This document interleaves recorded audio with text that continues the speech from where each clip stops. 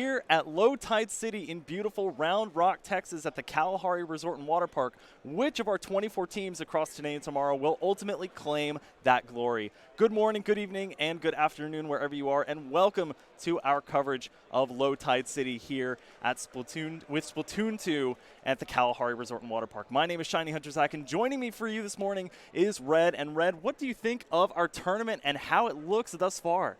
Well, right now, it looks like we have a pretty handful of good teams right now. We have our first seeds in every group, which is Fresh Squibs, FTW, and then Cherry Limeade, 123, Blush, and who else am I missing? I think Forest Fire is the last Fire. #1 seed. So to give you all a bit of insight, if you don't know the tournament structure, we are split across today and tomorrow, Saturday and Sunday. Today we're going to be getting through mostly our group stages, our Bronze Swiss, and also our Redemption brackets. So from our 24 teams, we have 6 total pools. We will be covering 2 for you this morning, and then our later commentators will be casting the final 4. As we go through groups, we will decide who is first, and those teams will move on to our top 12. And then we have our second and third seeds who will move on to the Redemption stage, and our fourth seeds will automatically move on to Bronze Swiss. So lots coming up for you today. Our first match, as you see, is going to be Pushmeet Boogerbottom against Bai. Both of these teams coming out of our G2 pool with a second seed for Pushmeet and a third seed for Bai. How do you think these teams stack up? Well, right now, it feels like, depending on everyone's weapons right now. Let's see, we got Pico on our ballpoint, most likely. And let's see, who is another good anchor or another good backliner for Bai? I would say the Blob, maybe the Charger itself for Crimson. Yeah, it looks like we are going to be seeing potentially a Splat or Jet Squelcher coming out to play that anchor role from Bai, and on the flip side of that, a Ballpoint Nouveau. We're going to be starting it out with Clam Blitz on the Reef as our first map mode combination here. It's going to be a best of 5 all the way through. First to 3 is going to win. Let's see what we've brought to the table here first. All right. It looks like we have a pretty handful good of Kensa weapons right here. We have just about one Kensa splatter shot from each team, and a Ballpoint. Exciting. You know, there's been a decent amount of conversation in terms of which weapon is going to be the best for your team to spam armor. And it looks like both of these teams have chosen the Splattershot Junior. As you see here, Satan going to be pushing forward, and it's going to be one of the first to grab that power clam. For Clam Blitz on a map like this, the actual place where you dunk the clam is pretty far ahead, so you have to be cautious when making that push. And already we're seeing 3 members go down for Pushmeet, maybe creating an opening for the last 2 members alive for Bai. Right now, we're going to get a little bit good of a lead right now, but could the team push even further? Not really sure. They have to wait for their other teammates. It's just 2v4 right now. Already we're seeing 3 kills on the board for the Forge Splattershot Pro. That's not one of the Forge variants that we've been seeing that often lately. It's much more so been about that Kensa variant. However, with the Forge having at its disposal the Bubble Blower, that's going to be something that allows you to push in, since Baller has gotten so many nerfs to date.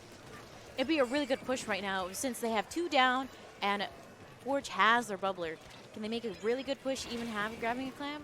Crimson was doing some great slaying there with that K-Shot. The K-Shot, a pretty popular weapon of late. Missiles have really come into favor over the last 6 to 9 months. However, Opie we are seeing on that Ink Brush, and it's going to be the Ink Brush Nouveau variant. So as I was talking about Baller, it's received some nerfs, but still remains pretty good. And if a weapon like Ink Brush is already in your face, then it's probably too late for you to take it down.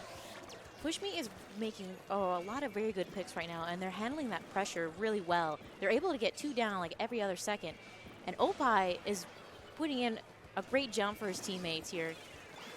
Pico able to jump in on that anchor roll and have the power clam. It's going to be Achilles who's dumping in a lot of those clams, getting it down so far to 59. That is going to be a full team wipe. However, a pretty sizable lead for Pushmeet here as Bai looks to pick up the pieces. So far, they have 12 clams at their disposal and missiles as soon as Pushmeet gets out of spawn, and they're going to be fired off now. Nox on the Splattershot Junior, not going to be able to pick up that armor, and it's going to be Pico really taking that overlook and playing it well with that Ballpoint Splatling Nouveau.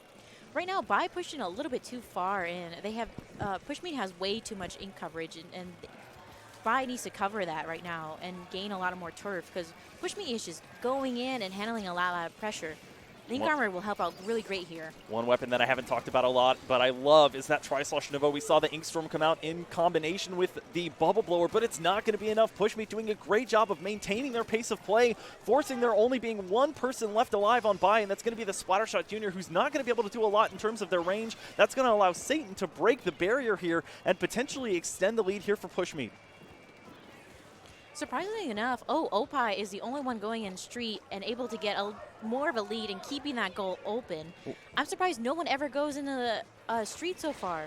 Look at that flank there. That's exactly something that the Ink Brush wants to do on a map like this. Take that narrow, that alleyway, and any clams they're able to pick up, just sneak behind the enemy team, even if they're the last one remaining, and get some clams in. Jade going to be able to get a kill there, and with some armor in tow, Nox getting someone all but one shot. However, the baller going to come in. However, what a trap was laid there by Bai as multiple bubbles greet them out of their baller, and that's going to be a 2-down situation here for Pushmeet, and this could be the opening that Bai's been looking for. Let's see if they can keep at it right now. They have a lot of different coverage and hopefully able to get one picks, 3v3 right now. But are they able to get that small little lead? It's only just the junior, and it's a team wipe.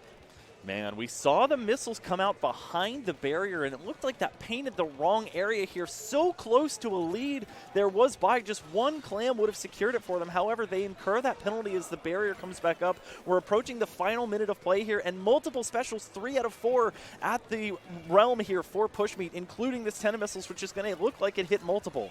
We have a lot of specials coming out right now, which is really good for Pushmeet, as they're able to get 3 down and get further a lead ahead.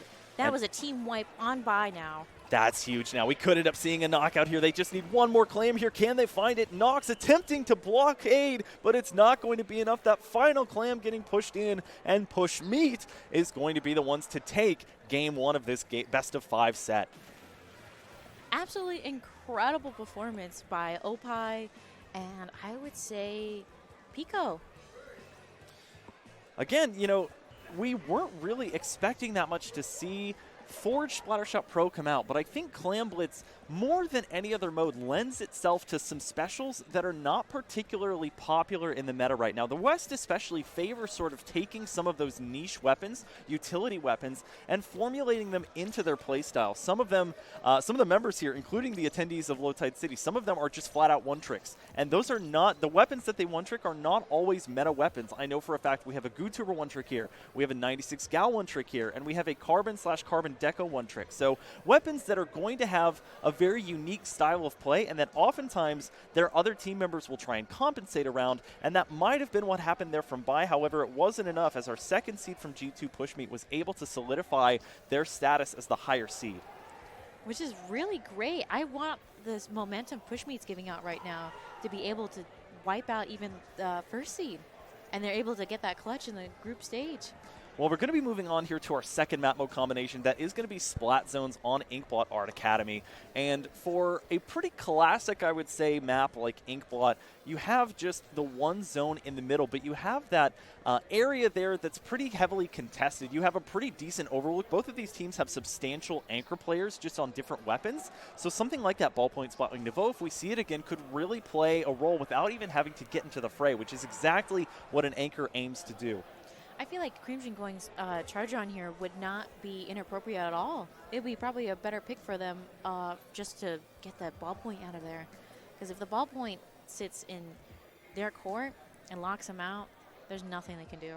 Meanwhile, on the side of your Slayer or utility players, you have those side entrances to the middle of the map, which could prove very easy to get into if it's not locked down well enough by the skirmishers and anchors for the enemy team. You know, if we see somebody like Opie lock, again, a variant of Inkbrush, that could be one of the easiest ways for them to get in, is take that ramp down and really try and push forward into an area where the skirmisher is trying to contest it on the team's behalf.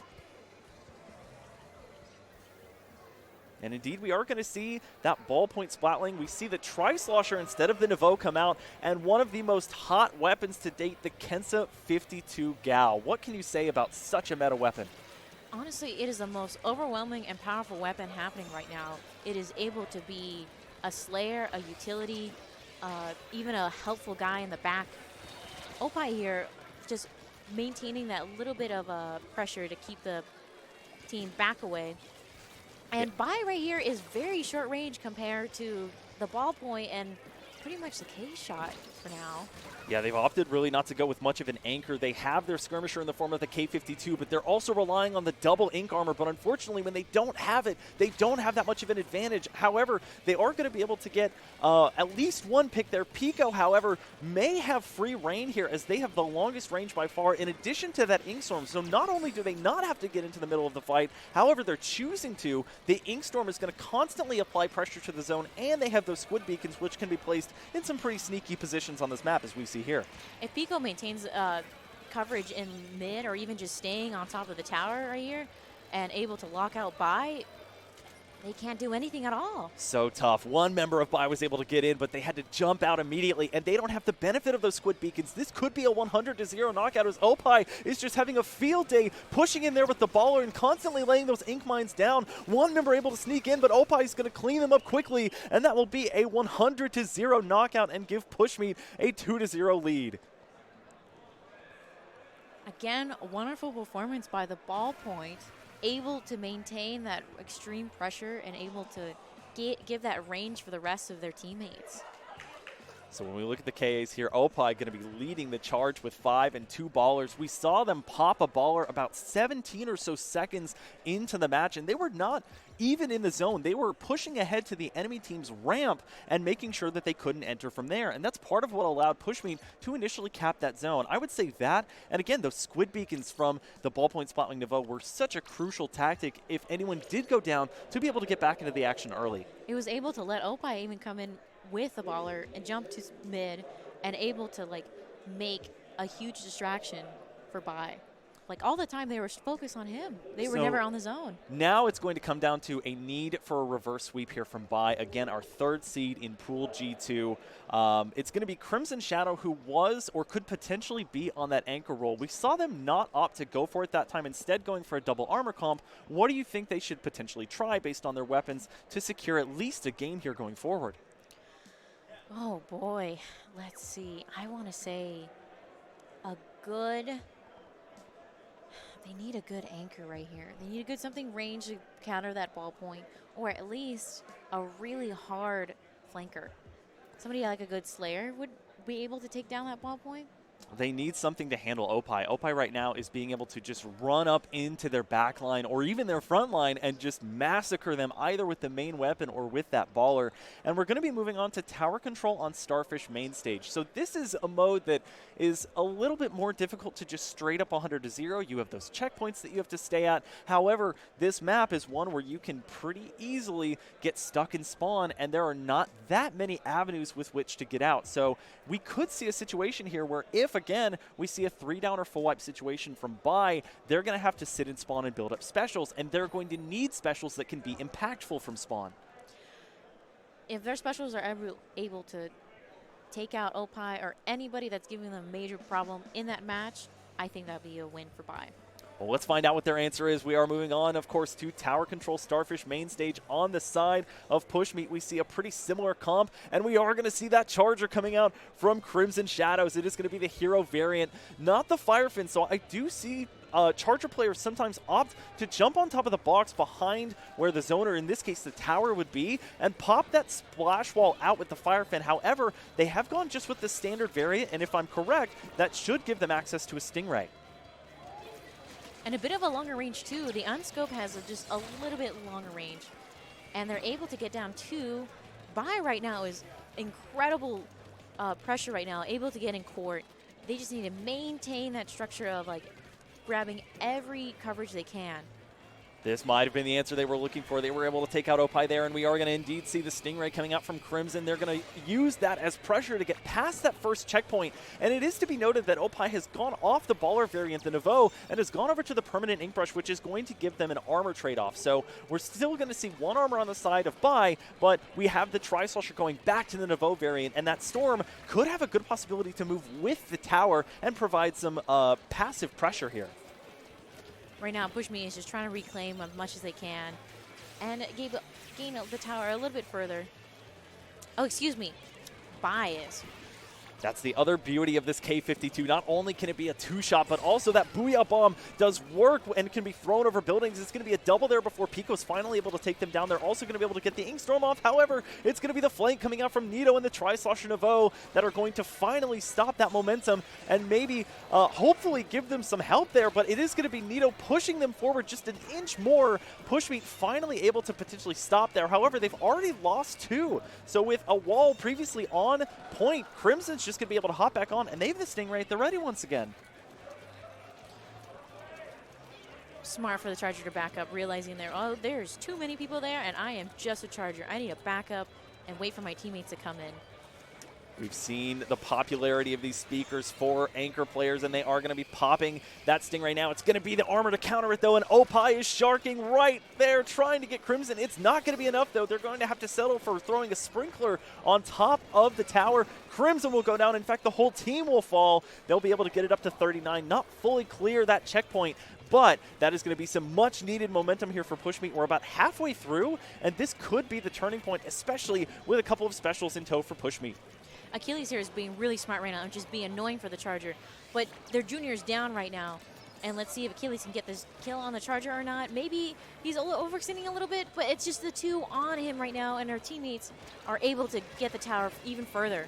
If they're never able to take you down, then it's a worthwhile play, and that's going to be 3 members of Bai that have to focus on them while the tower is moving that entire time. That's going to allow them to get to that checkpoint and are just an inch away from clearing it. However, it's going to be taken back over temporarily by Nito. Achilles going to get back on the tower and stop that, and they might have what it takes to clear that second checkpoint here. The 10 missiles are going to be back online, but they're going to save them while they're not in a teamfight situation here. But that armor with 3 on tower or next to it, that's going to be an imposing thing for Bai to have to face, and they go 2 down because of it.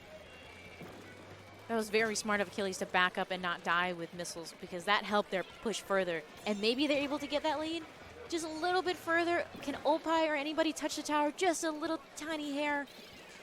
And they're able to get that lead. That's going to be the lead here. Opie able to provide just enough pressure, and that's heartbreaking for Bai. They now have just under a minute and a half to go forward here. Opie, look at the momentum here. That's part of the beauty of the ink brush, is they can dance around with that ink brush on the ground. Beautiful shot there from what it looked like was Crimson as they and Jade go forward here and try to regain what they had previously. They were doing so well at the beginning of the game, and if they can build up some momentum here with their specials as they only have the Stingray online, they might be able to continue forward here. Honestly, if Bai just gets 1 single push, they can and be able to get the lead. Maybe another push too as well to just get past the checkpoint. But it's going to be a lot of specials. And it looks like right now Bai doesn't have they just have 1, and they just popped. They're popping everything. Rain, Stingray. Yeah, Stingray's going to come out. It looks like Pico's playing on this high ground here finally, both protecting that Squid Beacon and farming up that Inkstorm, which they had just used. 30 seconds left to go. However, they're being pressured heavily, and that's going to be a kill there from Jade on the 52. 3v3 on both sides here, and the Booyah Bomb is out, but it's not going to be able to come out. However, a trade there on Opie is going to give Bai a temporary advantage here in a 3v2. Bai here really needs to get at least 3 picks to get a great push and get that lead far ahead. Pushmeet, however, has the advantage in specials. They're going to get off both the armor and the missiles, and that's going to make it really tough for Bai. The only thing they have online is going to be the Booyah Bomb, but it's not going to be enough. They fall off the tower, and as soon as the winning team touches that tower, it is over. Pushmeet, looking down and out at the beginning of this game, will secure the sweep of the set 3-0 here on Starfish. That is so unfortunate that only Achilles, even though he died of a slither hair a second later, they would have been able to just keep pushing forward. But game mechanics, and Achilles was on there, and so that ended the match. And boy, did we see some clutch plays there. That trade from the 52, if they could have hit that second shot just a second earlier, they might have been able to use that Booyah Bomb to their advantage and continue to push past one of those checkpoints. But 11 is going to be a difficult number to face in any objective, Rainmaker, TC, etc. So when you have a team get that far up, it really puts a dampen on your spirits when you only have just over a minute to try and push forward. And with Bai already down 2-0, and with the momentum swinging there in Pushmeet's favor, it was just too much, especially with the lack of specials they had at the end of that match. There was also a lot of trading happening, and you just can't have that happen when you have your special about to come in, and what do you know it? Opie traded when their ballpoint was down. Trades, of course, typically are going to benefit one of two things, either the winning team or your Slayer role or your Skirmisher if they are running something like the quick respawn and stealth jump. So that's a big win there from Pushmeet. They, of course, take one step closer to maybe pulling off the upset in the G2 pool. They would have to take out Cherry Limeade, who is going to be your #1 seed in this pool. And of course, our pools are 6 of them with 4 teams in each. If you were not here for the beginning of the stream, first team is going to go straight into our top 12. Second and third are going to go to Redemption, which is later today, so be sure you tune in all day if you can. And then our 4th seeds are going to go to Bronze Swiss, hoping to make it to Bronze Finals, which will be tomorrow. So lots more Splatoon action to look forward to. It's going to be a lot of matches happening on stream and off stream, but we'll be able to make sure to catch you guys updated on what's happening far beyond the camera and far beyond the stream.